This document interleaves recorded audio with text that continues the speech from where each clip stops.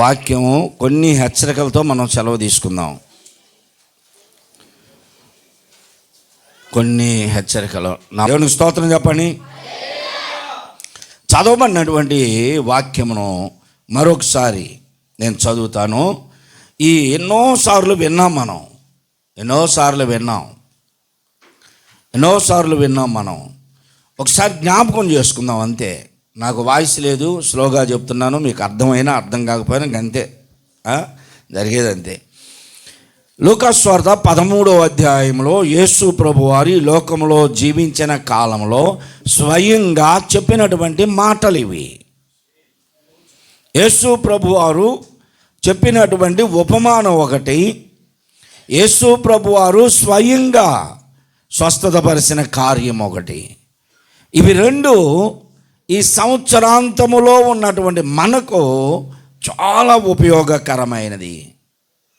మొదటిది, ప్రభు చెప్పినటువంటి ఉపమానములో ద్రాక్ష తోటలోని అంజూరపు చెట్టు దానిని కొట్టివేయమన్నప్పుడు ఆయన దాని కొరకు ప్రయాసపడిన తోటమాలిని గూర్చి చెప్పాడు.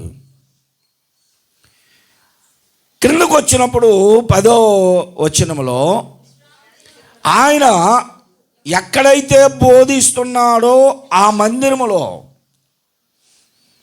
అదే మందిరములో ప్రభువారు బోధించడానికి వచ్చారు. ఆ మందిరములో ఒక సహోదరి ఉంది. ఆమె 18 సంవత్సరముల నుండి ఆ మందిరములోనే ఉన్నది. అదే మందిరములో, సమాజ మందిరములో 18 సంవత్సరాల నుండి ఉంది. ఇది మన వాక్య భాగము. బలహీనపరచు దెయ్యము బట్టినదే ఎలా ఉంటారు? బలహీనపరచు ఆత్మ ఉంది, బలపరచు ఆత్మ ఉంది. ఈ రెండిట్లో ఏ ఆత్మ నీ దగ్గర ఉంది? బలహీనపరుస్తూ ఉన్న ఆత్మ నీలో ఉందా, లేదా నేను బలపరిచే ఆత్మ నీలో ఉందా? ఈ రెండు వాక్యము ద్వారా మనలో మనమే తెలుసుకోవచ్చు. మన జీవితంలో మనల్ని బలపరిచే ఆత్మ దేవుని ఆత్మ, పరిశుద్ధ ఆత్మ. బలహీనపరచు ఆత్మ దురాత్మ, సాతాను ఆత్మ. ఈ రెండిటిలో ఏది నీ జీవితంలో ఉంది? మందిరంలోనే ఉంది ఆమె, సమాజ మందిరంలోనే ఉంది. ఆ మందిరంలో ఎవరెవరు ఉంటారు చెప్పండి? యెరూషలేములో సమాజ మందిరం ఉంది. ఆ మందిరంలో ఎవరెవరు ఉంటారు? యాజకులు ఉంటారు, శాస్త్రులు ఉంటారు, పరిసయ్యులు ఉంటారు, ప్రజలు ఉంటారు. ఆ సమయంలో యేసు ప్రభు వారు కనపడగానే యేసు ప్రభు వారికి బోధించమని ఇస్తారు. ధర్మశాస్త్రాన్ని ఆయన చేతికి ఇస్తారు, నువ్వు బోధించయ్యా అని. ప్రభువారు అక్కడికి రాగానే ప్రభు దృష్టి అంతా ఒక ఆమె మీదకి వెళ్ళింది. అసలు ప్రభు వచ్చిన కారణమే ఆమెను బాగు చేయడానికి. 18 సంవత్సరముల నుండి బలహీనపరచు ఆత్మ పట్టిన, బలహీనపరచు దెయ్యము పట్టిన ఒక స్త్రీ అక్కడ ఉండెను. ఎన్ని సంవత్సరాలు? ఎన్ని సంవత్సరాలు గుడికి రావడం? నాకు ఇంకో 2 సంవత్సరాలు ఎక్కువేనండి అనే వాళ్ళు కూడా ఉన్నారు కదా. నేను అంత 10 సంవత్సరాలు వెళ్ళండి, నిన్న మొన్నేనండి అనుకున్నా సరే నీవు ఉన్నావు. 18 సంవత్సరాల నుంచి ఉన్న వాళ్ళు కూడా ఇక్కడ ఉన్నారు. దురాత్మకి నీవైనా ఒకటే, నేనైనా ఒకటే. సీనియర్ విశ్వాస అయినా, జూనియర్ విశ్వాస, నిన్న బాప్తిస్మం అవసరం అయినా ఒకటే. దుష్టుని కార్యము మనలోనికి ప్రవేశింపచేయడానికి సాతానుకి ఎవరైనా పర్వాలా. 18 సంవత్సరాల నుండి ఆమె ఆ సంఘ విశ్వాసి, అంతే, ఆ సంఘానికి విశ్వాసి. నువ్వెన్ని సంవత్సరాల నుండి ఈ సంఘానికి విశ్వాసిగా ఉన్నావో తెలియదు, కానీ ఈమె 18 సంవత్సరాల క్రితం చాలా సౌందర్యవంతురాలు, చాలా ఆరోగ్యవంతురాలు. ఆమె యవన కాలములో ఆ సంఘములోనికి వచ్చింది. బాల్యము నుండి ధర్మశాస్త్ర సంబంధమైనటువంటి నీతిని నెరవేరుస్తూ ధర్మశాస్త్ర సంబంధమైన భక్తిని కొనసాగిస్తూ ఉన్నది. 18 సంవత్సరాల క్రితం ఆమె చాలా యవనస్తురాలు, సౌందర్యము కలిగిన ఆమె. ఇప్పుడు యేసు ప్రభు వచ్చే సమయానికి ఆమె పరిస్థితి ఎలా అయిందంట? నడుము వంగిపోయి. ఎందుకు నడుము వంగిపోయింది? ఎందుకంటే ఈ 18 సంవత్సరాలు మందిరములో ఉన్నటువంటి స్త్రీ, ఆమెకు తెలీదు, ఎక్కడా పడలేదు, ఆమె ఏ ప్రమాదము జరగలేదు ఆమెకి. కానీ రోజు రోజుకి, నెల నెలకి, సంవత్సరానికి ఆమె శరీరంలో మార్పు వచ్చేసింది. ఆమె అందహీనమైపోయింది. ఆమెకున్న సౌందర్యం అందహీనమైపోయింది. ఆమె స్ట్రాంగ్గా యవన కాలంలో బలంగా ఉన్నటువంటి వ్యక్తి ఇప్పుడు ఏమైపోయింది? బలహీనత వచ్చేసింది శరీరంలో. రోజు రోజుకి, సంవత్సరం ఒకప్పుడు ఇలా ఉండేటువంటి వ్యక్తి ఇప్పుడు పైన గూని వచ్చినట్టయింది. తర్వాత ఇట్లాగైపోయింది, మెల్లిగా వంగిపోయింది. ఇప్పుడు ఎటు నడవాలన్నా వంగే నడుస్తుంది. ఆమెతో పాటే ఉన్నటువంటి శాస్త్రులు ఉన్నారు, పరిసయ్యులు ఉన్నారు, యాజకులు ఉన్నారు ఆ మందిరంలో. ఏ ఒక్కరన్నా సరే, మా సహోదరి పోయిన సంవత్సరం నువ్వు బాగున్నావు, ఈ సంవత్సరం ఏంటి ఇంత వంగిపోయావు? పోయిన సంవత్సరం ఆరోగ్యంగా ఉన్నావు, ఈ సంవత్సరం ఏంటి ఎలాగైపోయావు అని ఒక్కళ్ళు కూడా ఆమెని అడిగిన వాళ్ళు లేరు, ఆమెను పట్టించుకున్న వాళ్ళు లేరు. ఆమె చెప్పుకోవడానికి ఆమెకి ఏం జరిగిందో తెలియదు, ఎందుకు ఇలా అవుతుందో తెలియదు ఆమెకి. కానీ వంగిపోతుంది. 18 సంవత్సరాలు వచ్చేసరికి పూర్తి వంగిపోయింది. ఈ విషయం ఆ మందిరానికి వస్తున్న యేసు ప్రభు వారు కనిపెట్టారు. దేవునికి స్తోత్రం. మనుషులు మన బాధను గుర్తించలేరు. మనుషులు మన హృదయ వేదనను గుర్తించలేరు. నీ హృదయంలో ఏం దాగుందో ఎవరికి తెలియదు. నీ ప్రక్కన ఉన్నటువంటి వారికి, నీ కట్టుకున్న వారికి, కడుపును పుట్టిన వారికి, తోడ పుట్టిన వారికి, నిన్ను కన్న వారికి కూడా నీ హృదయంలో ఏముందో ఏమీ తెలీదు. ఈమె తన జీవితంలో ఉన్నటువంటి దురాత్మను గమనించలేని స్థితిలో ఉంది. శాస్త్రులు, పరిసయ్యులు, యాజకులు ఉన్నారు అక్కడ.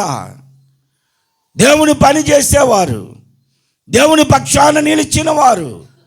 ఆమె వస్తుంది. 2 సంవత్సరాలు, 3 సంవత్సరాలు, 5 సంవత్సరాలు, 10 సంవత్సరాలలో ఆమెలో మార్పు కనపడుతుంది. ఆమె ముఖంలో మార్పు, హృదయంలో వేదన, జీవితంలో కృంగిపోయింది, శరీరంలో ఆరోగ్యం కూడా దెబ్బతిన్నది. ఒక్కళ్ళన పలకరించారా? నీ జీవితంలో నువ్వు కూడా అలాగనే అయిపోయావేమో.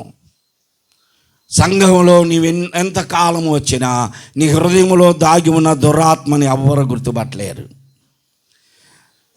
నీ మనస్సులో ఉన్నటువంటి దురాలోచనలు ఎవరికి తెలియకపోవచ్చు.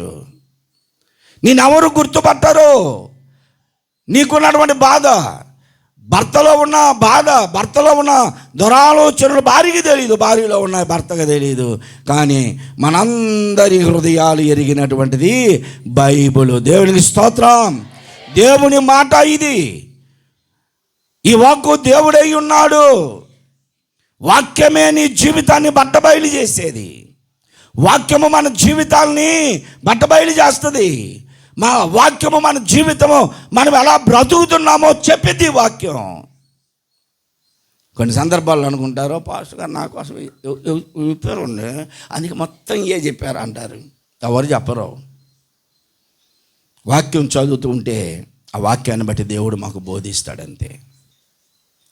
మేము సిద్ధపడి రాము, ఇవాళ ఇదే చెప్పాలి, ఇవాళ ఖచ్చితంగా ప్రెసిడెంట్ గారి కోసమే చెప్పాలని ఏమి సిద్ధపడి రాము. వాక్యం చెబుతూ ఉంటే దేవుడు మాట్లాడిస్తాడు. వాక్యాన్ని సందర్భంగా అలా బోధించాలో, ఎవరికి ఏ ఆత్మీయ సందేశం అవసరమో. ఇందాక వీళ్ళిద్దరు యవనస్తులు ప్రార్థన చేశారు, వినోదాన్ని మిట్టు. దేవుడు బోధిస్తాడంతే. దేవుడు బోధిస్తాడే తప్ప ఎవరిని ఉద్దేశించి చెప్పం. మరి నిన్న దాసరి కిరణ్ గారు చెప్పాడు, అన్నీ మారుతున్నాయి కానీ మీ బతుకులు మారట్లేదని ఎవరైనా చెప్పారా? ఆయన తెలిసింది ఎవరికంటే ఇస్రాయల్ గారికి, ప్రసాద్కి, నాకు. మీరు ఎవరైనా ఫోన్ చేశారా ఆయనకి? చెప్పండి మా సంఘంలోకి వచ్చాని. నేను ఎవరితో ఎక్కువ మాట్లాడినాను, సేవకులతో కూడా. అక్కడ వెళ్ళగానే పలకరిస్తారు, ప్రజలాడంటారు, అంతే. కూర్చుంటా బాగున్నారా అంట, మరలా వచ్చేస్తా. దేవుని ఆత్మ తన ద్వారా మాట్లాడిచ్చాడు. నిన్న నేను కూడా ప్రేరేపించబడ్డా. ఒక సేవకుని ద్వారా దేవుడు మనతో మాట్లాడతాడు. 18 సంవత్సరాలు ఆమె అక్కడ ఉంటే యాజకులు కానీ, పరిసయ్యులు కానీ, శాస్త్రులు కానీ ఏ ఒక్కరూ కూడా, అమ్మా ఎందుకు ఇలాగ అయిపోతున్నావు, నీ నడుమెందుకు వంగిపోయింది, నీవెందుకు బలహీనురాలు అయ్యావు, నీ పరిస్థితి ఏమిటి అని అడగలేదు. నీవు ఉన్నటువంటి పరిస్థితుల్లో నీవు అలాగనే ఉంటున్నావు. ఎంతకాలమైంది నువ్వు రక్షించబడి? ఒకరోజున ప్రార్థన చేసావా? సంఘంలో ప్రార్థన చేయమంటారనేగా నేను వాక్యం బిగిన నాకు వచ్చేదనే వాళ్ళు చాలామంది ఉన్నారు తెలుసా. ఇక్కడే కాదు, ఇక్కడైనా రాజీవ్ నగర్ అయినా, స్తంభాల గర్వైనా, ఇంకెక్కడైనా ప్రార్థనలు చేస్తున్నా. ఏం చేస్తున్నాను చూసిపోను, పిల్లలు వస్తే చూసిపోయి ప్రార్థన చేస్తున్నారు మమ్మీ అంటే సరిపోయి అయిపోయిలే, ప్రార్థన నాకు వెళ్దాం. ప్రార్థన అయిపోయి నాకు వస్తారు, ప్రార్థన అయిపోయి నాకు వచ్చి అప్పుడు కూర్చుంటారు. అప్పుడు 12:30 పావుదక్కు 1 గంట. కానీ ఇంకేందని వీళ్ళే మళ్ళీ వాచ్కే చూసేది పొద్దుగూకులు. ఎవరు ఇప్పుడు వచ్చి కూర్చుంటారే లాస్ట్లో వాళ్ళే, ఇంతసేపు చెప్పాడు అనుకుంటా. సందకాడు వచ్చి కూర్చున్న వాళ్ళేమో వాచ్యకెళ్ళే చూడరు. ఇప్పుడు వచ్చి కూర్చున్న వాళ్ళకి విసుగు పడుతూ ఉంటుంది. ఎందుకు? కారణం ఏంటంటే ఆత్మీయత వీరి జీవితాల్లో లేదు. ఆత్మీయత ఉంటే నిజంగా ఎవరైనా పర్వాలా. నేను చెబుతున్నా, పనికెళ్ళి వచ్చిన వాళ్ళు కాదు, పనికెళ్ళి వచ్చిన వాళ్ళు మీరు పనికెళ్ళి వస్తారు, ప్రతిరోజు వచ్చి కూర్చున్న వాళ్ళు ఉన్నారు ఈడ. ఆత్మీయత లేకపోతేనే ప్రార్థనకు వెనుకంజ వేస్తారు. ఆత్మీయత లేకపోతేనే నీవు దేవునికి దూరంగా ఉంటావు. దురాత్మ ఎవరిలో ఉందో ఆ దురాత్మ చేసే కార్యాలు ఇప్పుడు ఒక 5 కార్యాలు చెప్తాను వినండి. ఈమె నడుము వంగిపోయింది అంటే ఆరోగ్యాన్ని పాడు చేసింది. ఆమె నడుము వంగిపోయి ఆరోగ్యము పాడైనా ఆమె మాత్రం దేవుని సన్నిధికి దూరము కాలేదు. దేవుని స్తోత్రం. దేవుని సన్నిధికి దూరం కాల ఆమె. మీలో చాలామంది కొంచెం తలనొప్పి అసలు వచ్చిద్దో రాదో తెలియదు కానీ ఖచ్చితంగా ప్రార్థన రోజే బా అంటుంటారు. ఎవరైనా బలకరిస్తే కూడా ఏళ్ళు పెట్టి మొత్తం తీసేదను అంటుంటారు. ఆదివారం రోజే బాగాదంట, ప్రార్థన రోజే, శనివారం ఉపాస ప్రార్థన రోజే బాగాదు, మళ్ళీ సోమవారం లేచి పనికి వెళ్తారు. మరి అదేం జబ్బు అర్థం కావట్లా. మగవాళ్ళని ఆడవాళ్ళని చాలామందిని చూస్తున్నా. వేదంతో చెబుతున్నా, మిమ్మల్ని నవ్యాలని కాదు నేను చెప్పేది. మరలా వీళ్ళే బయటికి ఏం చెబుతారు తెలుసా? నాకు జ్వరం వస్తే కూడా పాస్టర్ గారు రాలా, కనీసం నాకు బాగా లేకపోతే కూడా పాస్టర్ నీకు బాగాలేదని మాకు తెలుసా, చెప్పావు ఎవరితో కబురు చేయించావా? మరి నాకు బాగాలేదు, 3 నెలల నుంచి మంచాన పడ్డా, పాస్టర్ గారు రాలేదంటే అప్పుడు అడగాల. ఆదివారం పొద్దున్నే బాగాలేదంటున్నావు, మధ్యాహ్నం సాయంత్రం దాకా ఉంటున్నావు, మరి సాయంత్రం లేచి వెంటనే వెళ్ళిపోతున్నావు. ఇవన్నీ ఆత్మీయత లేని జీవితాలు. దురాత్ముడు ఎవరి జీవితంలో ఉన్నాడో వాడు చేసే పని ఏంటంటే నీవు వంకర నడక నడవడం నేర్పిస్తాడు. వంకర నడక అంటే ఏంది? కొంతమందికి మోకాళ్ళు ఎట్టగరుసుకు పోతాయి. ఇది వంకర నడక కాదు, అది శరీరంలో లోపం. కొంతమంది ఎట్టొస్తాయి. ఈ నడక నడవడం కాదు, ఇది శరీరంలో లోపం. వంకర నడకలు నడవడం అంటే దేవుని సన్నిధానముకు నువ్వు దూరపరచబడి వంకలు పెడతా ఉంటావు, ఏదో ఒక వంక. మన జ్వరంతో పాస్టర్ గారు రాలా, నేను ఎందుకు వస్తా గుడికి? పండుగ రోజు నాకు దేవుడు ఏమి ఇలా, ఇంట్లో ఏం చేసుకోవడానికి ఏమి ఇలా, నేను ఎందుకు వస్తా దేవుని దగ్గరికి? ఎలాంటి వంకలు పెట్టుకునేవారు ఉన్నారు తెలుసా? ఆత్మీయత లేకనే వీళ్ళు పెందలాడి రాలేరు దేవుని సన్నిధానానికి. వీళ్ళకి ఎన్నో పనులు ఉంటాయి. ఇంకా ఆ పనులన్నీ చూసుకోవాలిగా. అవన్నీ అయిపోయే లోపల ప్రార్థన కూడా అయిపోద్ది. ఇక మరలా రాలేదు, అస్సలు రాలేదంటే బాగాదని అప్పుడు వస్తారు. తల్లులారా గుర్తుపెట్టుకోండి, పనులకి వెళ్ళి వచ్చామన్నట్లా నేను పనులకి వెళ్ళొచ్చినా సమయం ఉన్నా ఏం చేస్తున్నారు? ఇంకా వ్యర్థంగా కాలాన్ని గడిపేవారు ఉన్నారు. ఇప్పుడు ఎవరి జీవితంలో ఉన్నాడో వారు చేసే పనుల్లో మొట్టమొదటి పని ఏది చెప్పని? నిన్ను వంకరిగా నడిపిస్తాడు. అంటే నీ మాట ఎంత కఠినంగా మాట్లాడతావంటే, సావుకుడు కాదు సావుకురాలు కాదు వాళ్ళ బాబు అయినా సరే ఎలా మాట్లాడతావు? వాళ్ళని వంకరొంకరగా మాట్లాడతావు. వంకరొంకరగా మాట్లాడడం అంటే బలహీన పరచు, దెయ్యము పట్టి సౌందర్యం పోయింది, ఆరోగ్యం పాడైంది, ఆమెలో ఆత్మీయత నశించిపోకుండా మందిరానికి మాత్రం మానట్లేదు. ఆమె చిన్న అనారోగ్యం వస్తే, చిన్న సమస్య వస్తే గుడి మానేసేవాళ్ళు చాలామంది మహాతల్లులు మహాతండ్రులు ఉన్నారు తెలుసా. 2025 సంవత్సరానికి ఎన్ని ఆదివారాలు దొరకరా? 4. పెద్దగా చెప్పండి.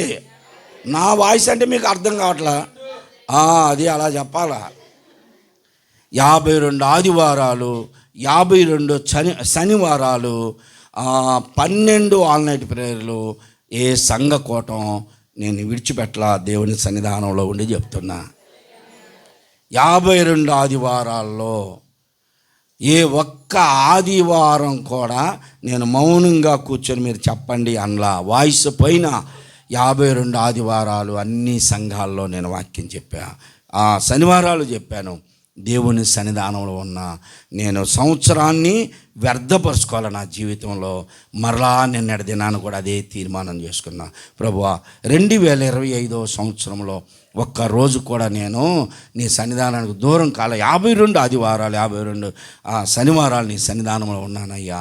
2026లో కూడా ఒక్కరోజు కూడా నేను బ్రతికుంటే, నువ్వు నన్ను ఆయుష్ ఇచ్చి సజీవునిగా ఉంచితే ఒక్క రోజు కూడా వ్యర్థం చేసుకోకుండా నీ సన్నిధానంలో నీ సాక్షిగా బ్రతికేటట్టు నాకు అవకాశం ఇవ్వమని తీర్మానించుకున్నా. దురాత్ముడు నీలో ఉంటే నిన్ను మొట్టమొదట వంకర జీవితం నడిచేటట్టు చేస్తుంది, వంకర మాటలు మాట్లాడేటట్టు చేస్తుంది. వాక్యం చెబుతున్నా నీ హృదయాన్ని ఏం చేస్తుంది? కఠిన పరిస్థితి, మార్పు చెందనీదో, మారు మనసు పొందనీదో. వాక్యం ఒకవేళ నీకు హృదయాన్ని తాగుతుంది అనుకుంటే సాతాను వచ్చి పోయినాములే ఇంకా కళ్ళు మూసుకో చాలు. కానీ ఇటువంటి మాటలు నువ్వు మారితే నాకెవరు దొరుకుతారు? యేసుప్రభు చెప్పిన ఉపమానంలో మరొక ఉపమానంలో యేసుప్రభు చెప్పిందే, ఎవరు చెప్పింది కాదు. ఒక మనుష్యుని దురాత్మ వదలి విడిచిపెట్టి వెళ్ళిపోయిన తర్వాత ఆ ఇల్లు అంట ఊడ్చి అమర్చబడి ఉంటే ఆ సాతాను అంటే అక్కడ తిరిగి దురాత్ముడు ఎక్కడ స్థలం లేక నేనుండి వచ్చిన ఇంటికే మరలా వెళదాం, అక్కడే నాకు క్షేమం సుఖం అని తిరిగి వచ్చిందంట. తిరిగి వచ్చేసరికి ఇక్కడ ఏమైంది? ఆ ఇల్లు ఊడ్చి అమర్చబడి ఉందంట. ఈ వాక్యం మరొక భావం, అది నేను ఊరక జ్ఞాపకం చేస్తున్నా. ఈ దురాత్ముడు ఈ ఊడ్చి అమర్చబడి అంటే మార్పు చెంది మారు మనసు పొందిన వ్యక్తిలోనికి మరలా రాలేక తనకంటే చెడ్డవైన 7 దెయ్యములను వెంట పెట్టుకొని వచ్చింది. ఇతని మొదటి స్థితి కంటే కడపటి స్థితి ఘోరం. ఆతృతగా బాప్తీసాలు తీసుకొని ఎంతమంది ఇప్పుడు దేవునికి దూరమైన వాళ్ళు ఉన్నారో తెలుసా? సైతాను వాళ్ళకి నేర్పించేది ఒకటే ఉంటుంది చెవులు కాడ. ఒకవేళ వాక్యం ద్వారా హెచ్చరించబడుతున్నా అంతేలే చెప్పేది, మీకంటే సీనియర్లు ఎంతోమంది పడిపోయారు, వాళ్ళకంటే మేము ఎక్కువ కానీలే అని నిన్ను కఠినపరిచేస్తాడు. కఠినపరచబడ్డ వాళ్ళు చాలామంది ఉన్నారు. వాత వేయబడిన మనస్సాక్షి కలిగిన వారు అంటుంది బైబిల్. పౌలు భక్తుడు అంటాడు, వాత వేయబడిన మనస్సాక్షి కలిగిన వారు. శరీరంలో నీ ముఖం మీద ఎక్కడైనా ఒక వాత కాలిన మచ్చ లేకపోతే ఆపరేషన్ చేసిన గాయం ఉంటే అది నువ్వు చచ్చేదాకా నీతోనే ఉంటుంది. వాత వేయబడిన మనస్సాక్షి. చాలామంది ఎంత వాక్యం విన్నా వారి మనస్సులు కఠినపరచబడేవారుగా ఉంటారు. మార్పు ఉండదు, మారు మనసు ఉండదు. సాతాను చేసే మొదటి క్రియ అది. ఏం చేస్తుంది? నీకు హృదయాన్ని కఠినపరుస్తుంది. రెండవది చూడండి, ఆ దురాత్ముడు మనలో ఉంటే చేసే ఆ పనుల్లో కొన్ని మార్కు సువార్త 5వ అధ్యాయం 2వ వచనంలో, మార్కు సువార్త 5వ అధ్యాయంలో ఇక్కడ చాలా దెయ్యము పట్టినటువంటి ఒక వ్యక్తి ఆయన దోణి దిగగానే చదవండి.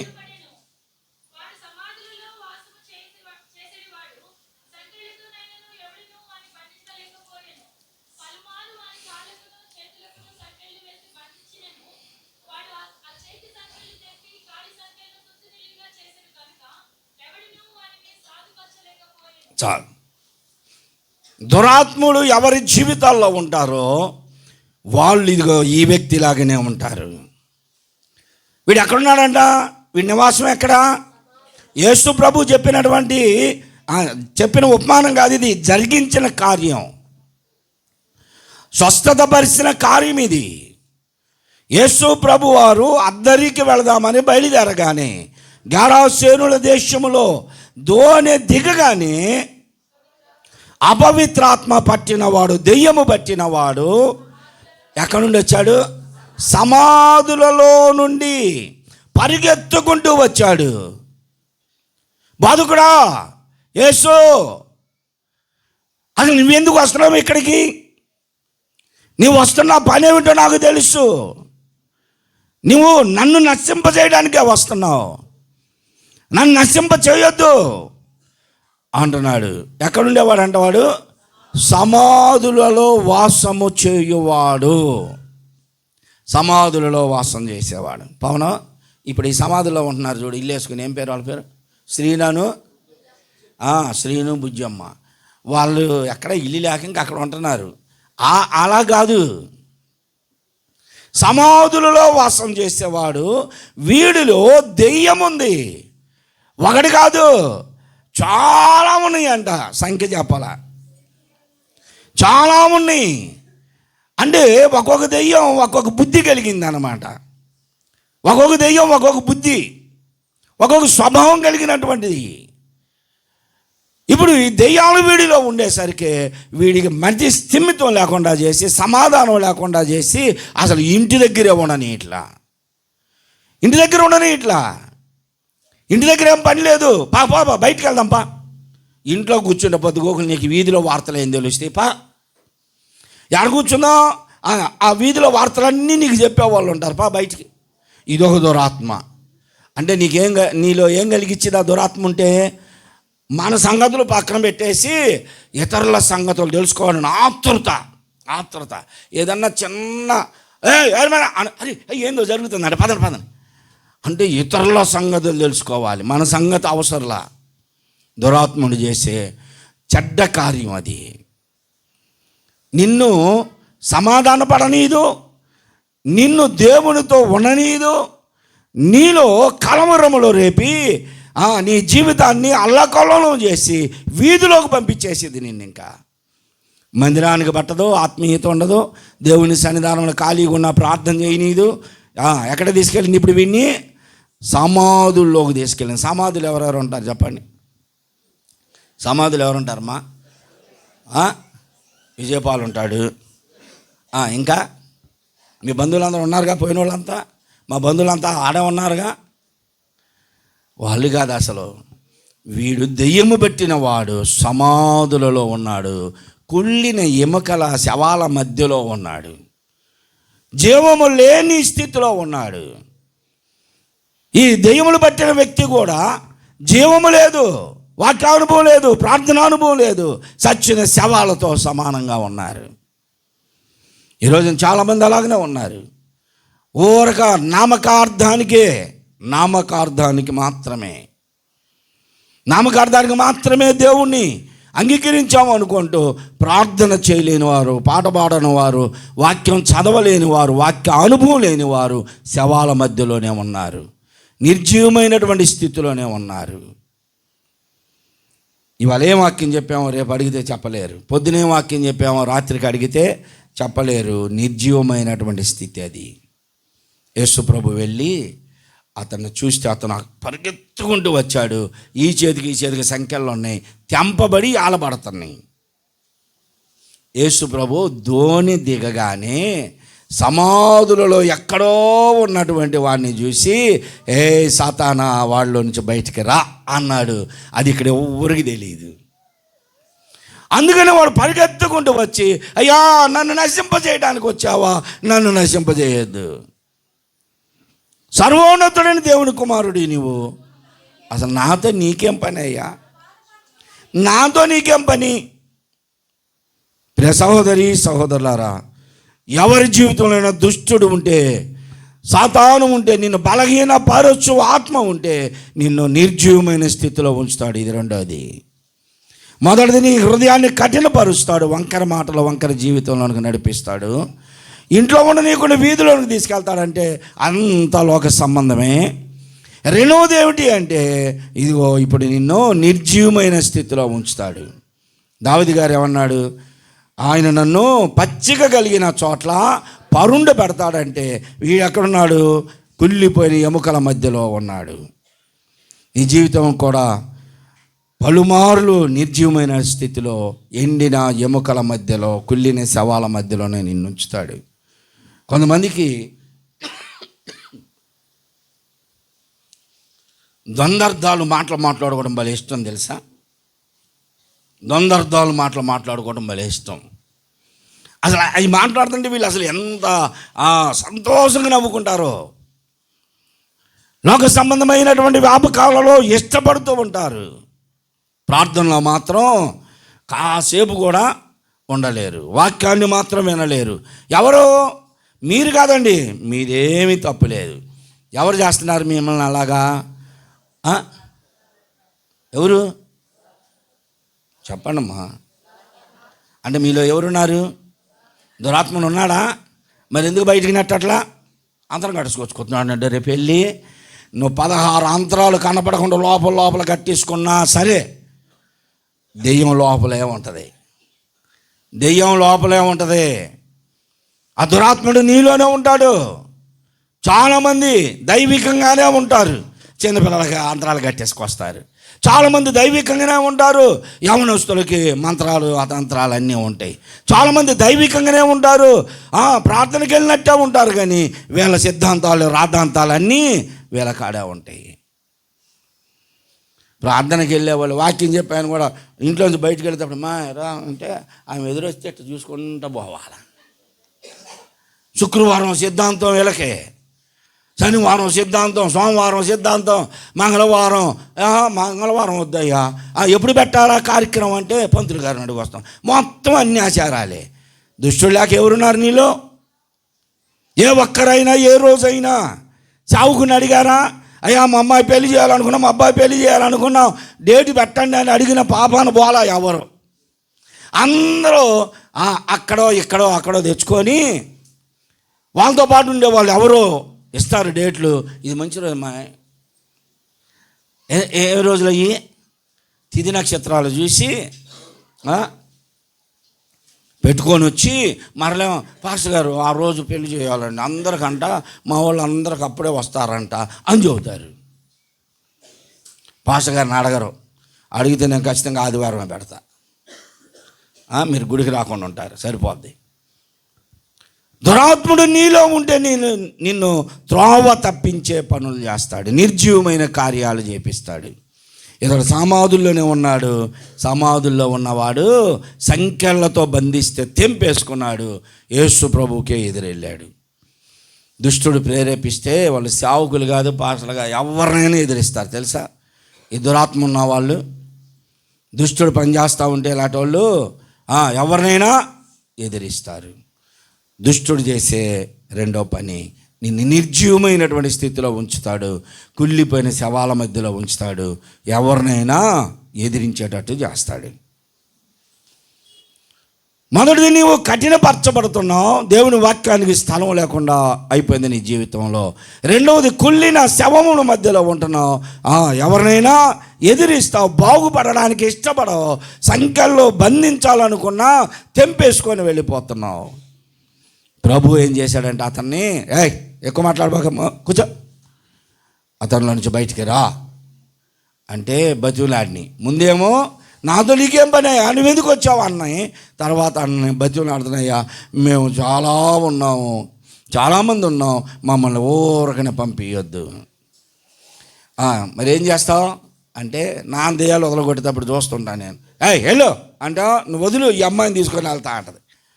అదేందో కానీ మరి ఆడవాళ్ళకి అందరికి మగ దెయ్యాలే పడతాయి, మగ దెయ్యాలే పడతాయి, మగవాళ్ళకేమో ఆడ దెయ్యాలు పడతాయి.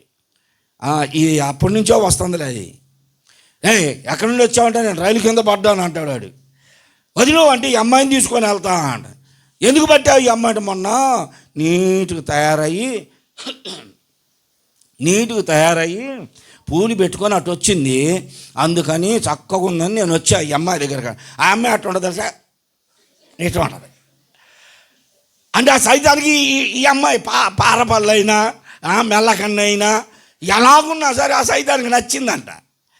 అందుకని ఈ అమ్మాయి నీటు తయారై వస్తే, పూలు పెట్టుకొని వస్తే నేను చూడలేక ఆ అమ్మాయిలోకి వచ్చా. అయ్యే చెప్పేది సైతాన్ తెలుసా. నాన్న అంటాడే, నిర్భయ్ ఎవరినో దెయ్యానివి, ఈ అమ్మాయికి నచ్చేది ఇక్కడ వదిలిపెట్టి వెళ్ళిపోవాలా అని. కాదు, నన్ను వదిలిపెట్టు అంటది. నిన్ను తీసుకెళ్ళిద్ది సాతాను తెలుసా. ఎక్కడ తీసుకెళ్ళిద్ది? మందిరానికి దూరం చేసిద్ది.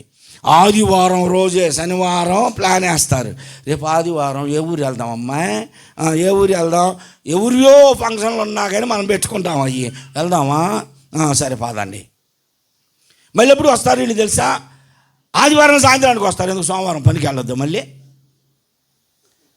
సోమవారం పనికి వెళ్ళాలా. పనికన్నా మానుకోరు కానీ గుడికి మానుకుంటారు, ఆదివారాలు మానేస్తారు. ఎవరున్నారు నీలో చెప్పండి, మీరే చెప్పుకోవాలా. నేను అంటలే తల్లులారా, బైబిల్ చెబుతుంది. దురాత్ముడు నిన్ను దేవునికి దూరం చేస్తున్నాడు. నిన్నెంతగా దేవునికి అంటు కట్టేటట్టు చేద్దాం అనుకున్నా నువ్వేం చేస్తున్నావు అంటే ఆ బంధకాలు తెంచేసుకుంటున్నావు. వాక్యం నీకు అవసరంలా, వాక్య అనుభవం అవసరంలా, తెంచేసుకొని ఇష్టానుసారంగా వెళ్తున్నావు. దేవుడు గద్దించాడు, వదిలే అంటే మమ్మల్ని పందుల్లోకి పంపి అన్నారు, వెళ్ళిపోయారు. స్వస్థ సిద్ధుడయ్యాడు. మూడో విషయం, ఈ దురాత్ముడు మనలో ఉంటే మనలో జరిగేటువంటి మార్పులు ఏంటో తెలుసా? కొరింథీయులకు రాస్తూ 2వ పత్రిక 4వ అధ్యాయం 4వ వచనం చూడండి. దేవుని స్వరూపి అయి ఉన్న క్రీస్తుని కనపరచు సువార్త ప్రకాశము వారికి ప్రకాశింపకుండా ఉండినట్లుగా ఈ యుగ సంబంధమైన దేవత అవిశ్వాసులైన వారి మనోనేత్రములకు గురుడ్డితనము కలుగు చేసిందంట. విశ్వాసులు మనోనేత్రాలకి గురుడ్డితనం కలిగిపోయింది. విశ్వాసులే అవిశ్వాసులు అయ్యేది. గురుడితనం కలిగితే విశ్వాసులు కాస్త అవిశ్వాసులు అవుతారు. మనోనేత్రము అది ఎంతమందికి లేదో చెప్పండి. మనోనేత్రం లేని వాళ్ళు ఎంతమంది ఉన్నారు ఇక్కడ? మామూలుగా అందరికి 2 కళ్ళు ఉన్నాయిగా, మనోనేత్రం కూడా ఉంది. అది ఎప్పుడు బయటకు వచ్చిందో తెలుసా? ఎప్పుడు వచ్చింది? మొగుడు ఆలస్యంగా వస్తే భార్యకి మనోనేత్రం తెరిచిద్ది. భార్య కొంచెం ఆలస్యంగా వస్తే అప్పుడు మొగుడు 3వ నేత్రం తెరుస్తాడు. నువ్వు ఎక్కడ ఇప్పుడు దాకా ఆడున్నావు, నాకు తెలియదా ఏంది, నాకు తెలిసిలే నీ సంగతి అంటది. ఏమంటే నాకు మనోనేత్రం తెరపబడింది. లేదమ్మా, నేను ఇక్కడ ఉన్నా అక్కడ నాకు తెలుసులే నీ వేసాలు, నీ శాఖలన్నీ, నువ్వు ఎక్కడెక్కడ ఉండి వచ్చిందో నాకు తెలుసు. 3వ నేత్రంతో చూసావు. పనిచేసింది చాలామందికి. దాన్ని ఏదో అంటారు ఇంగ్లీష్లో 6th సెన్స్ అంట. అదే 3వ నేత్రం. భార్య ఏం చేస్తుందో అని నువ్వు అక్కడి నుంచే చూస్తుంటావే, అక్కడుంటే ఇక్కడి నుంచే చూస్తుంటావే. భర్త పనికాడ నుంచి వస్తుంటే ఎక్కడున్నాడో ఏం చేస్తున్నాడో చూస్తుంటావే, అదే మూడో నేత్రం. లోకానికి ఉపయోగిస్తున్నావు, లోక సంబంధమైన విషయాలకి నువ్వు మనోనేత్రాన్ని విప్పుతున్నావు, ఉపయోగిస్తున్నావు, కానీ దేవుని కార్యాలకు ఎందుకు పని చేయట్లా? దేవుని కార్యాలు ఎందుకు నువ్వు పని చేయట్లా? ఆ మనోనేత్రం ఎందుకు తెరవట్లేదు? సంఘంలో ఎలా జరుగుతుంది కార్యక్రమాలు ఎందుకు చూడట్లాను? సంఘంలో ఈ సంవత్సరం అంతా 2025 సంవత్సరం అంతా నేను ఆ కవర్లో అందరి ముందు నా పేరు చదవాలి, పాస్టర్ గారు కవర్ పట్టుకొని ప్రెసిడెంట్ గారు దశంభాగం ఇచ్చాడయ్యా, ఆయన్ని, ఆయన భార్యని, పిల్లల్ని నిండారుగా దీవించాయని నేను చెప్పాలా? దానికోసం నువ్వు కవర్లో పెడతావు. నీ పేరు చెప్పాలనే అందులో పెడతావు. అందులో 100, 200 పెట్టేవాళ్ళు కూడా ఉన్నారు. దేవుడు సమృద్ధిగా ఇస్తాడు నాకు, నువ్వు ఇవ్వకపోయినా దేవుడు నాకు ఇచ్చేది ఖచ్చితంగా ఇస్తాడు. దుష్టుడు నీలో ఉంటే దేవుని కార్యాలని నీకు గ్రహించకుండా నీ మనోనేత్రమును మూసివేస్తుంది. సాతాను నీలో ఉంటే నీకు జరిగే కార్యాలు చెప్తున్నాను. మొదటిదేంటి చెప్పండి? మొదటిదేంటి? నీ హృదయం కఠిన పరిస్థితి, వాక్యం జారనిది లోపలికి. ఎంతటి వాళ్ళనైనా సరే నువ్వు ఎదిరించేటట్టు చేస్తుంది. రెండవది, జీవం లేకుండా, ఆత్మీయత లేకుండా నిన్ను నిర్జీవమైనటువంటి స్థితిలో ఉంచి అందరూ హలేలి అన్నా కానీ, అందరూ ఉద్యమంగా పాటలు చప్పట్లు కొడుతున్నా సరే ఎట్లా ఉంటారంటే, ఏందండి చప్పట్లు కొట్టమంటే? ఆ వీడియోలు చూడండి, ఎంతమంది చప్పట్లు కొడుతున్నారు అన్నమా. ఎంతమంది ఉద్యమంగా దేవుణ్ణి స్తుతిస్తూ ఉంటే చాలామంది నిర్జీవమైన స్థితిలో ఉంటున్నారు. ఎక్కడ దాపేదా గురిద్దో? ఇది నిర్జీవం అంటే సాతాను నీలో ఉంది. నిన్నేం చేస్తుందంటే దేవుణ్ణి ఆరాధించడానికి నీకు అవకాశం ఇవ్వదు. దేవుని ఆరాధిస్తే ఏమైంది? నీలో జీవం వచ్చింది, ఉద్యమం వచ్చింది, ఉద్యమం వచ్చేసింది నీలో. ఉద్యమం వచ్చిందంటే దేవుని ఆరాధిస్తూ ఉండగా నీ మనోనేత్రం తెరవబడుతుంది. దేవుని స్తోత్రం. మనోనేత్రం తెరవబడితే దేవుని కార్యాలను గుర్తిస్తావు.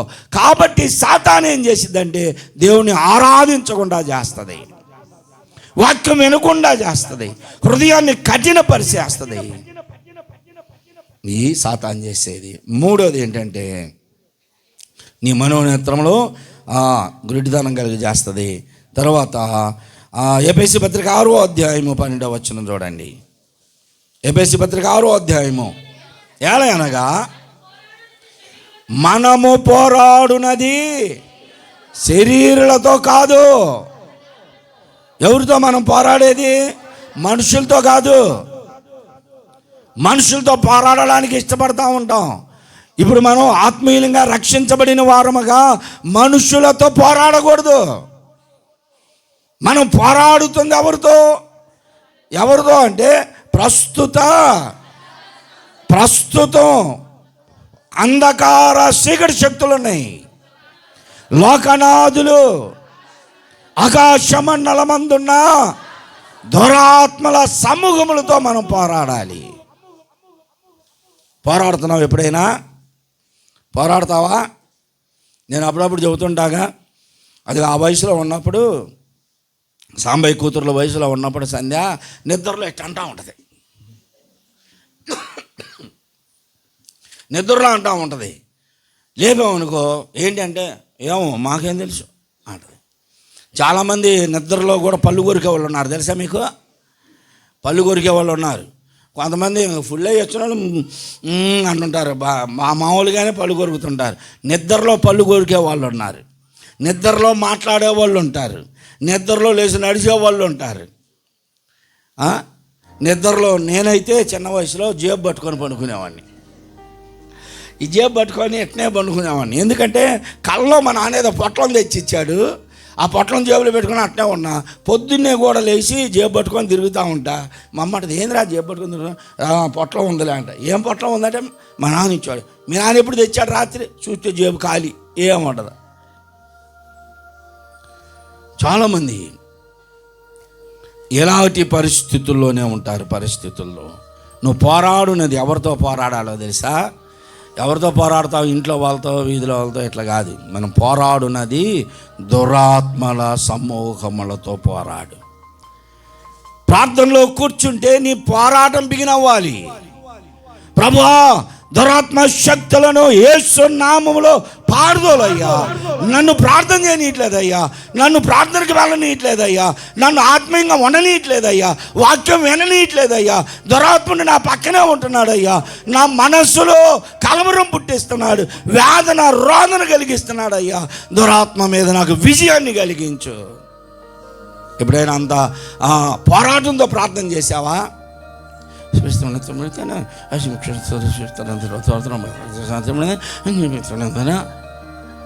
ఇది ప్రార్థన కొంతమంది చేస్తే.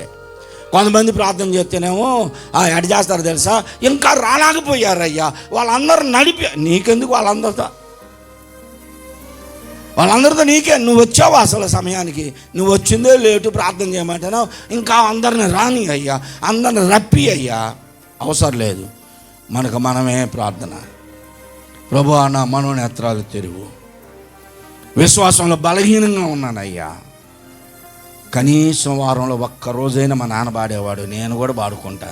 విశ్వాసములో బలహీనుడాను, నీ శక్తి నెరుగా కొన్నాను, బలపరచు నీదో బిడ్డాను, నీ సాక్షిగా బ్రతికెదను, నా జీవిత సాగరానా రేగేను పెనుగాలివానా, రేగేను పెనుగాలి, కలవారా పడుతూ ఉన్నాను, నిలవరముగా నేను ఉండలేను, నా జీవిత సాగరానా రేగేను పనుగా.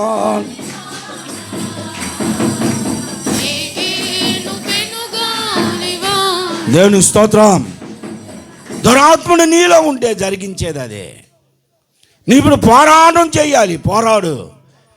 పరిశుద్ధులతో పోరాడేటట్టు చేస్తాడు, కానీ దురాత్మలతో పోరాడేటట్టు చేయడు. పరిశుద్ధులతో ఎదురువాదం, పరిశుద్ధులను ఎదిరించి విశ్వాసులకి విరోధముగా, పరిశుద్ధులకి విరోధముగా నిన్ను పార్టీ కట్టేటట్టు చేస్తాడు, కానీ దురాత్మ శక్తులతో పోరాడనీయడు. దుష్టుడు నీలో ఉంటే జరిగేది ఇదే. ఇంకా చాలా విషయాలు ఉన్నాయి, నేను ముగిచ్చేస్తున్నా. సాయంత్రం మిగిలినవి చెప్తా. సాయంత్రం 9 గంటలకే ముగిస్తాను. ఇప్పుడు దాకుంటే సాయంత్రం ఏమొచ్చామయ్యా, మేము రాం అనుకుంటున్నారు. ఇంకా ఉండేది ఎవరు? సాతాను మన హృదయాన్ని కఠిన పరిస్థితి. ఏ విషయంలో కఠిన పరిస్థితి? మారు మనసు పొందకుండా, దేవుని దగ్గరికి రాకుండా, వాక్యం చదవకుండా, ప్రార్థన చేయకుండా, పర్వాలేదులే అనిపించేటట్టు చేస్తుంది. రెండవది, నిన్నెంత వాక్యంతో బంధించి దేవుని సన్నిధానం కూర్చోబెడదామన్నా బంధకాలను తెంచుకొని పారిపోతుంటావు. సమాధులలో వాసం చేపిస్తాడు, నిర్జీవమైనటువంటి స్థలాల్లో ఉంచుతాడు. మూడవది, నీ మనోనేత్రంలో మూసివేస్తాడు, వాక్యాన్ని గ్రహింపచేయడు, వాక్యాన్ని విననీయుడు, ఆత్మీయంగా బ్రతకనీయుడు. మనోనేత్రాలు మూసివేస్తాడు. ఇక నీవు ఆత్మీయంగా బ్రతకు, ఏదో వారకానికి వచ్చిపోతావు అంతే. తర్వాత పరిశుద్ధులతో పోరాటం చేసేటట్టు చేస్తుంది, దురాత్మలతో కాదు. సాతానుడు నీలో ఉన్నాడు, దురాత్ముడు నీలో ఉండి పరిశుద్ధులతో వివాదాలు, పరిశుద్ధులతో దేవునితోనే నువ్వు పోరాటం, కానీ దురాత్మని వదిలించలేవు. సాతానుడు నీలో ఉంటే మరో కార్యం జరిగింది ఏంటో తెలుసా? అబద్ధాలని బోధిస్తాడు, అబద్ధాలు మాట్లాడేటట్టు చేస్తాడు. విన్నారా? అబద్ధాలు బోధిస్తాడు, నీకు అబద్ధాలు మాట్లాడేటట్టు చేస్తాడు. ఈ 2 సందర్భాలు బైబిల్లో ఎక్కడని చెప్పండి. అబద్ధాలు బోధించాడు ఎవరికి? అవ్వమ్మకి. సాతానుడు బోధించాడుగా, ఇది నిజమా, ఇది నిజమా, ఒక్క ఇంకేం మాట్లాడాల. ఒక్క మాటే ఆ కాయ కోసుకోవడానికి వచ్చి ఆడ ఆగి దేవుడు వద్దన్నాడంట, మా ఆయనకి చెప్పాడంట. ఈయనేమో అసలు చూడడం కూడా ఆయన తినొద్దంటే ఏం దానికి వెళ్ళి కూడా చూడొద్దు అంటున్నాడు. ఏంటో పాడు కానీ మనిషి అనుకుంటా ఉంది నిలబడి. అంతలోనే పైనుంచి ఒక స్వరం వినపడింది, నిజమా అన్నది. ఎవరు నువ్వు అసలు? ఏమి నిజం? ఏమి విన్నావు నువ్వు? ఏం అడగల? నిజమే అబద్ధాలు బోధించాడు. ఏం బోధ తెలుసా? నీవు ఈ పండు తింటే దేవతల వలె ఉంటావు, సావనే జావరు. అబద్ధం కాదా? దేవుడు ఏం చెప్పాడు? నువ్వు సస్తావు అన్నాడు. మంచి చెడుల తెలివి వస్తుంది, నువ్వు మామూలుగా పాపం నీలోకి వచ్చిందని దేవుడు చెబితే సాతాను అన్నాడు సావనే జావు. సాతాను చెప్పింది ఒక్క మాట మాత్రం కరెక్ట్. వాళ్ళకి ఎవరిలాగా ఉంటావు అని చెప్పింది? దేవతల వలె ఉంటారన్నారు. దేవతలకు బట్టలు ఉంటాయా? ఎందుకుండమమ్మా, చీరలు రోజు కడతారు. అయితే రాజీవ్ నగర్లో మరిమ తల్లిని పెట్టారాడ. రోజు వీళ్ళు ఎక్కటం అని దులిపి దానికి రోజుకు ఒక చీర కడతారు.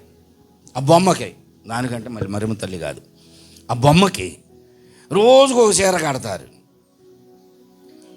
హిందూ విగ్రహాలు అయితే బట్టలు లేకుండా చెక్కుతారు. వాటికి బట్టలు కట్టేది ఎవరో తెలుసా? పూజారి గారే. సాతాను చెప్పింది కరెక్టే. మీరు పండు తింటే మీ నేత్రములు తెరవబడతాయి అన్నాయి. మనోనేత్రములు కాదు, బాహ్య నేత్రములు, పాపమును చూసే నేత్రాలు తెరవబడ్డాయి.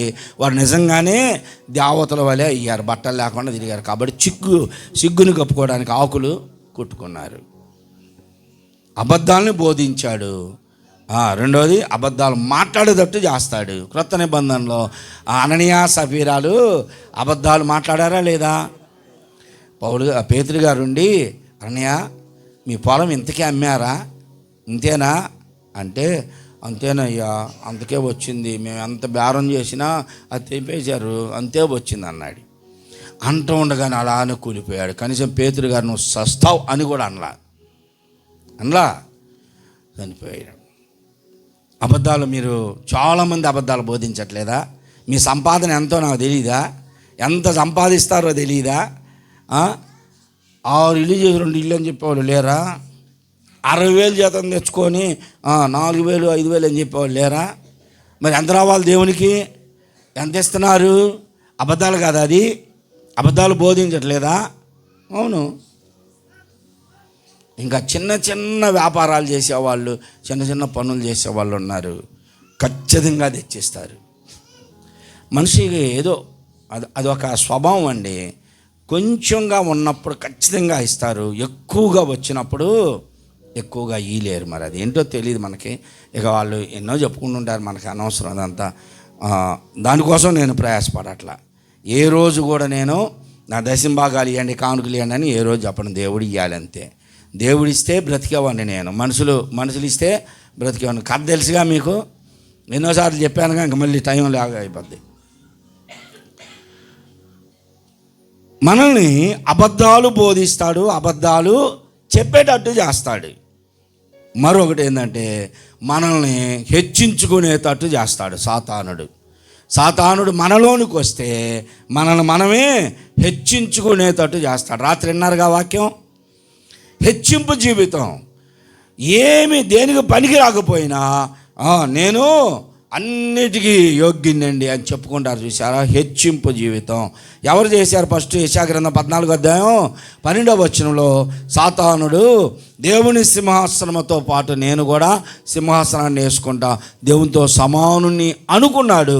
వెంటనే దేవుడు అక్కడి నుంచి త్రోసివేశాడు.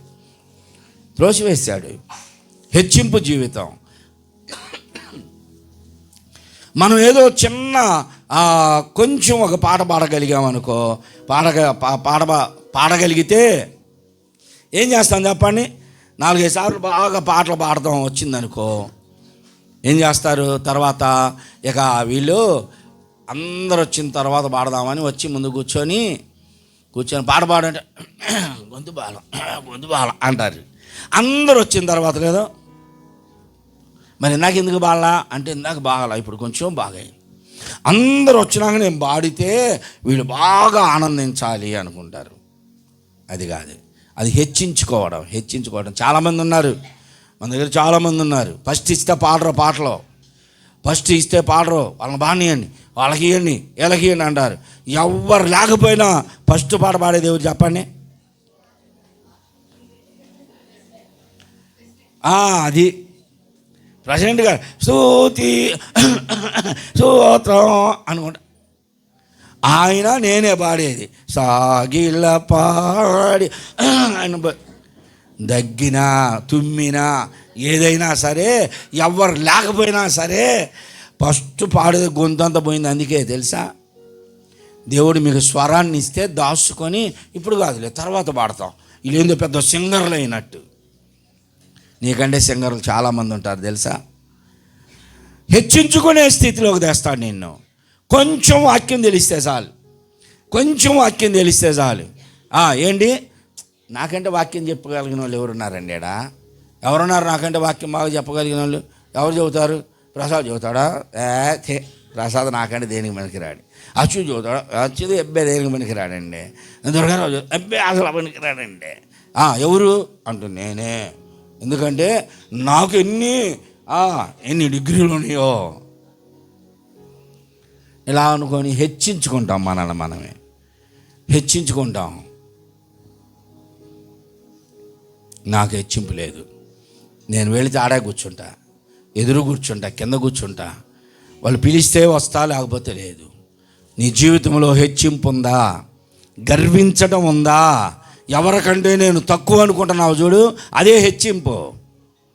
ఇవాళ చాలామంది విశ్వాసుల్లో 90% విశ్వాసుల్లో పాస్టర్ గారికి మనకంటే ఎక్కువ ఏముంది, మనమే ఎక్కువ. కాబట్టి పాస్టర్ గారు కూడా మనకంటే బిస్సాది ఎంత అనే స్థితిలోకి వచ్చారు తెలుసా చాలామంది. మనకంటే పాస్టర్ గారికి ఏమి లేదు, తక్కువే. పాస్టర్ గారికి ఏమీ లేకపోవచ్చు, ఒక ప్యాంటు చొక్క ఉంటే చాలు, నాకు నేను దేవుని పని చేయగలను. ఒక్క పూట పచ్చడి మెతుకులు తింటే చాలు, దేవునిని ఘనపరచగలను నేను. నీవు అలా ఉండగలవా? నీ స్థితిలో, దేన స్థితిలో దేవుని స్తుతించగలవా? కడుపు కాలుతున్నా దేవుని స్తుతించగలవా? ఆ స్థితిలో నుండి వచ్చా నేను. దేవుని మహింపరుస్తా ఎప్పటికైనా. నాకు నేను ఎప్పుడు గొప్ప హెచ్చించుకోవడం, గర్వం నా జీవితంలో పొడ చూపదు ఇప్పటి వరకు కూడా. నేను అలా బ్రతకడానికి కూడా ఇష్టపడను. నాకంటే తోటి వారే యోగ్యులు అంట, అలాగనే ఉంటా. మాట చెప్పడం కాదు, ఎంచటం కూడా అలాగనే, గౌరవించడం కూడా అలాగనే గౌరవిస్తా. సాతాను మనలో ఉంటే మనల్ని చేసేది ఏం చేస్తుంది? హెచ్చించుకునేటట్టు గర్వాన్ని తీసుకొస్తుంది మనలోనికి. ఇస్కరియోతు యోధా ఏం చేశాడు? ప్రభువుని పట్టించి ద్రోహం చేశాడు. సాతాను ఎవరిలో ఉందో వారు తోటి వారికి ద్రోహం చేయడానికి కూడా వెనకాడరు. తోటి వారికి ద్రోహం చేస్తారు. నమ్మక ద్రోహం, వ్యాపారంలో కావచ్చు, వ్యవహారాల్లో కావచ్చు, జీవితాల్లో కావచ్చు, ఏదైనా సరే అది తోటి వారిని మోసం చేస్తారు. అవసరమైతే వారి మీదే నిందలు మోపి వారిని ప్రజల ముందుకి తీసుకొస్తారు. సాతాను చేసేది ఇదే. ఇస్కరియోతు యోధాలోకి సాతానుడు వచ్చాడు. ప్రభు అన్నాడు, యోధా, ఇస్కరియోతు యోధా, నీలోనికి సాతాను ప్రవేశించింది, జాగ్రత్త పడు అని హెచ్చరించిన హెచ్చరికని లక్ష్యం చేయలా ఊరేసుకొని చచ్చిపోయాడు. నిన్ను కూడా దేవునికి దూరం చేసి నిత్య నరకాగ్నికి నడిపించేటట్లుగా సాతానుడు చేస్తాడు నీలో ఉంటే. ఇప్పుడు ప్రభు ఏం చేశాడంటే ఆమెను పిలిచాడమ్మా ఇట్లా. ఎక్కడికి వెళ్ళాం మళ్ళీ ఇప్పుడు మనం? ఎక్కడికి వెళ్ళాం? సమాజ మందిరంలోనికి. అక్కడి నుంచి ఒక బయటకు వచ్చాం, సమాజ మందిరంలోనికి వచ్చాం. ఇప్పుడు ప్రభువు నిలబడ్డాడు, ఆమెను చూశాడు. అమ్మా తల్లి ఇట్లా అన్నాడు. ఆమె నడుము వంగిపోయే వచ్చింది. ప్రభు ఆమెను పట్టుకొని, అమ్మా ఈ బలహీనత నీకు ఎంతకాలం నుంచి ఉంది? ఇలా నడుము వంగిపోయి పుట్టుకతోనే ఉందా అంటే, లేదయ్యా నాయనా, లేదు 18 సంవత్సరాలు అయిందయ్యా. ఎవరు నిన్ను పట్టించుకోలేదా? ఇక్కడ ఎవరు నీకు కొరకు ప్రార్థన చేయలేదా? ఒక్కళ్ళన్నా కొరకు ప్రార్థన చేసిన వాళ్ళు లేరు. అక్కడ ఒక్కళ్ళన్నా స్వస్థత పరుద్దాం అనుకున్న వాళ్ళు లేరు. ప్రభు అన్నాడు, నేను వచ్చానమ్మా, నేను వచ్చిందే నీ కొరకు. దేవునికి స్తోత్రం. ప్రియ సహోదరి సహోదరుడా, నీ జీవితంలో నీ అయిన వాళ్ళు, నీ కుటుంబీకులు, నీ కావాలనుకున్న వాళ్ళు నిన్ను మోసం చేసి విడిచిపెట్టి పోయొచ్చు, కానీ ప్రభు నీ కొరకు వచ్చాడు. ఆయన నీ దాకా వచ్చాడు. ఇప్పుడు ఆఖరి దినము, ఈ సంవత్సరం అంతములో నీ కొరకే చూస్తున్నాడు ఆయన. నీ బలహీనత ఏమిటో ఆయనకి తెలుసు. మన బలహీనతలు ఎరిగిన దేవుడు ఆయన. ఆయన మన దాకా వచ్చాడు, మనల్ని హెచ్చరిస్తున్నాడు. నిన్న ఉదయం హెచ్చరించబడ్డావు, పరిశుద్ధాత్మను పంపించాడు దేవుడు నీ దగ్గరికి, హెచ్చరించబడ్డావు. రాత్రి పరిశుద్ధాత్ముడు నిన్ను హెచ్చరించాడు. ఇదిగో ఈ సమయంలో కూడా వాక్యం ద్వారా నేను హెచ్చరిస్తున్నాడు. నీ దాకా వచ్చాడు దేవుడు. గుర్తిస్తావా? తలలు వంచండి, కళ్ళు మూసుకోండి. అందరూ తలలు వంచి కళ్ళు మూసుకోండి. 2026 జనవరి నుండి ఇదే సమయం కంటిన్యూ అయింది. గుర్తుపెట్టుకోండి, నేను ముందే చెప్పా, 3 నెలల ముందే మనకు 3 గంటల వరకు జరిగిద్దని చెప్పా. ఇక అప్పుడు మీరు 2 గంటల దాకా రాబాకండి. అందరూ మోకరించండి. దేవుడు మన హృదయాలను ఎరిగినటువంటి దేవుడు. నీ హృదయం ఎలా ఉంది? మనోనేత్రం మూయబడి ఉన్నదా? ప్రియ సహోదరి సహోదరుడా, మనోనేత్రం మూయబడి ఆత్మీయ కార్యాలను గ్రహించలేని స్థితిలో సాతానుడు నిన్ను నిత్య నరకాగ్నికి నడిపిస్తున్నాడా? 2025 అంతా అలాగే నడిపించబడ్డావా? ఈ సంవత్సరాంతంలో ఆఖరి రోజైనా నీవు ప్రభువుని గుర్తించు. నీ మనోనేత్రములు తెరువు. నీ ముందు నిలిచిన ప్రభువుని గుర్తించు. నీ హృదయమును తెరువు. నా కుమారుడా, నా కుమార్తె, నీ హృదయమును నాకిమ్ము, నీ హృదయము తెరువు అంటున్నాడు ఆయన. ఎంతకాలము హృదయం మూసుకొని ఉంటావు తల్లి? సహోదరుడా, ఎంతకాలం కఠినపరచబడతావు? ఎంతకాలము శానా దెయ్యములు పట్టిన వాడు సమాధులలో వాసం చేసినట్లుగా చెడు జీవితాల్లోనే జీవిస్తావా? ఆ త్రాగుబోతు జీవితంలోనే ఉంటావా? వ్యభిచారపు జీవితంలోనే ఉంటావా? మోసకరమైన జీవితంలోనే ఉంటావా? అబద్ధాల జీవితంలోనే ఉంటావా? ఇంకా నీవు ఆత్మీయత లేని స్థితిలోనే ఉంటావా? ఎంతకాలం ఎంతకాలం ఎంతకాలం ఎంతకాలం నీ హృదయం కఠినపరచుకుంటావు? వాక్యం ఇంతగా నిన్ను హెచ్చరిస్తూ ఉన్నా, పరిశుద్ధాత్ముడు నీ తలుపు తడుతూ ఉన్నా, నీ హృదయపు తలుపు తెరవకుండా ఎంతకాలం గడియలు బిగిస్తావు? మంచొద్దా నీకు? నీ కొరకు సిలువ వేయబడి రక్తమును చిందించి సమాధి చేయబడిన ప్రభువు నీకు గుర్తు రావట్లేదా? సిలువ కార్యము నీ కళ్ళ ముందు కనబడట్లేదా? దేహమంతా నలగొట్టబడ్డాడు ఆయన నీ కొరకు. తలలో ముండ కిరీటములు, పాదములో మేకులు గుచ్చబడ్డాడు, ప్రక్కలో పొడవబడ్డాడు, ఈ పంత చాలుగా దున్నబడ్డాడు.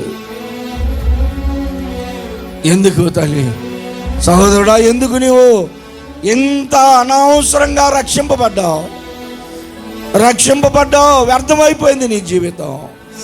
ప్రభువును గుర్తించలేని స్థితిలో మగ్గిపోతూ ఉన్నావు. ఆ కుళ్ళిన శవల మధ్యలో శానా దెయ్యము వలె ఉన్నావు. నిర్జీవమైన కార్యములలోనే ఉన్నావు. ఉజ్జీవాన్ని గుర్తించలేకపోతున్నావు. పచ్చిక కలిగిన స్థలములలో ఎంతగా మేపాలనుకున్నా దారి తప్పి తొలగిపోయే గొర్రె పిల్లగానే ఉన్నావా? ప్రభుని పిలువు. ఇప్పుడైనా సరే, ఆఖరి దినమైనా ప్రభువా, నా చేయి పట్టుకోయ్యా, నన్ను నడిపించయ్యా, నన్ను నడిపించు తండ్రి, నన్ను నడిపించు. దారి తప్పిన గొర్రెనయ్యా. ఈ సంవత్సరం అంతా నీకు వ్యతిరేకంగానే బ్రతికాను. ఈ సంవత్సరం అంతా దేవునికి నీవు వ్యతిరేకంగా బ్రతికిన ఆ బ్రతుకు జ్ఞాపకం చేసుకో. దుఃఖపడు, ఏడు, కన్నీళ్ళు గారు. మన బలహీనతలు మనం ఒప్పుకొని నీ ఎడల ఆయన నమ్మదగినవాడు. ఆయన నమ్మదగినవాడు. ప్రియ సహోదరి సహోదరుడా, సాసిన చేతులతో నిన్ను పిలుస్తున్నాడు ఆయన. ఆయన రెక్కల చాటున నీకు విశ్రామం ఉంది. గడిచిన సంవత్సరం అంతా, ఈ సంవత్సరం అంతా నెమ్మది లేకుండా ఉన్నావేమో. ఈ సంవత్సరం అంతా కలవరములతో కొట్టబడ్డావేమో. ఈ సంవత్సరం అంతా అనారోగ్యాలతో బాధపడ్డావేమో. ఇదిగో ప్రభు నీ దగ్గర ఉన్నాడు. నీ చెంత నిలిచాడు. ఆయన స్వరమును వింటే, ఆయన స్వరమును వింటే ఆయన కౌగిట్లోకి నిన్ను తీసుకుంటాడు సహోదరుడా. ఆయన వడిలో కూర్చుండి పెడతాడు నిన్ను. రానున్న నూతన సంవత్సరం అంతా నీకు ఒక దీవెనకరముగా మార్చబోతున్నాడు. గడిచిన సంవత్సరంలో ఉన్న కలవరాల నుండి విడిపించబోతున్నాడు ప్రభు నిన్ను. సమాధానము లేని రోజులను తీసివేసి సమాధానం అయిపోతున్నాడు నీకు. ఆర్థిక పరిస్థితులు మెరుగు చేయబోతున్నాడు. మార్పు చెందడం నీ పని. మార్పు చెందడం నీ పని. నిన్ను తన బిడ్డగా స్వీకరిస్తుంది ఆయన పని. ఆయన గుప్పిడిలో, ఆయన హస్తములో సకల సంపద గుప్తమై ఉన్నది. నీ ఆశలు కోరికలు కాదు, నీ ప్రతి అవసరతను తీర్చగలిగిన దేవుడు ఆయన. ప్రభుని అడుగుదామా? జీవిస్తున్నాం. ఏ దినమున ఈ లోకాన్ని విడిచిపెడతామో మనకు తెలియదు. మన కళ్ళ ముందు ఎంతో మంది ప్రమాదాలకు గురి అయిపోయారు. మన కళ్ళ ముందే ఎంతోమంది ఐసీయూలో ఇబ్బందులు అనుభవిస్తున్నారు. మన కళ్ళ ముందే ఎంతోమంది మరణానికి చేరువైపోయారు. నీవు అనుకుంటున్నావు నేను ఇప్పుడు హాయిగా ఉన్నా, ఆరోగ్యంగా ఉన్నా, ఆహ్లాదకరంగా ఉన్నాను అనుకుంటున్నావేమో. మరో క్షణము పట్టదు ప్రభు తలుచుకుంటే. ఒక క్షణంలో మన జీవితంలో తారుమారు చేయగలిగిన దేవుడు ఆయన. ఈ సంవత్సరాంతంలో ప్రభువా నన్ను జ్ఞాపకం చేసుకో అయ్యా, నా జీవితమును నీ హస్తములకు అప్పగిస్తున్నాను అయ్యా అని ప్రార్థన చేద్దాం. అందరూ నోరు తెరిచి ప్రార్థన చేయండి. ఒక్కొక్కరిగా ప్రార్థన చేయడానికి సమయం దొరకట్లా. నీ హృదయపూర్వకంగా 2025 జనవరి నుండి డిసెంబర్ ఆఖరి రోజు వరకు కూడా ప్రభువా నన్ను క్షేమంగా ఉంచావు, నా భర్తను క్షేమంగా ఉంచావని భార్య, నా భార్యని క్షేమంగా ఉంచావని భర్త, పిల్లలను క్షేమంగా ఉంచావని తల్లిదండ్రులు. ప్రార్థన చేద్దాం. ప్రభుకు కృతజ్ఞతలు చెబుదాం. గడిచిన సంవత్సరాలన్నీ మనల్ని కనికరించిన దేవుడు ఈ సంవత్సరాంతములో మనతో కూడా ఉన్నాడు. ఆయన మనతో కూడా ఉన్న దేవుడు. ఇది నా